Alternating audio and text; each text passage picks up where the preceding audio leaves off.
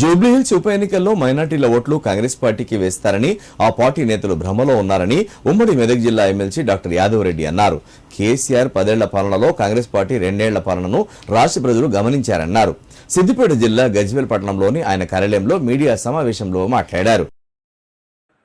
ఈ కాంగ్రెస్ అధికారంలోకి వచ్చినాక సుమారు 10 మంది ఎమ్మెల్సీ పోస్టులు ఖాళీ అయితే భర్తీ చేయడం జరిగింది. ఆ భర్తీ చేసిన క్రమంలో ముస్లిం మైనార్టీ సోదరులకు ఎవరో వారి స్థాయిని బట్టి ఇచ్చి మంత్రి పదవి ఇవ్వచ్చు కదా. ఇప్పుడు జూబ్లీహిల్స్ బై ఎలక్షన్లో ముస్లిం ఓట్స్ కొరకు ఇది ఒక తతంగంగా రేవంత్ రెడ్డి నడిపిస్తున్నాడు.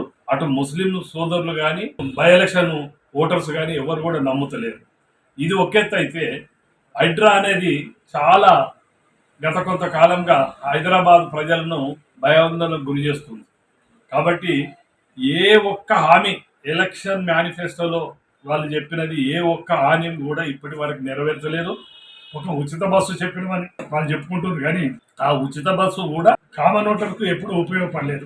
వాళ్ళు అనుకున్నట్టు ప్రజలలో మంచి మెప్పం పొందలేదు కాంగ్రెస్ నాయకులు. గత 10 ఏళ్ల పాలనలో కేసీఆర్ ఈ రాష్ట్రానికి ఏం చేసిండ్రు, తాగునీరు గోస ఎట్లుండే, కరెంటు గోస ఎట్లుండే, అవే కాకుండా కూడా రోడ్లు, హైదరాబాద్ ముఖ చిత్రం ఎట్లుండే, ఇవన్నీ కూడా ఈరోజు జూబ్లీహిల్స్ ప్రజలు ఆలోచిస్తున్నారు.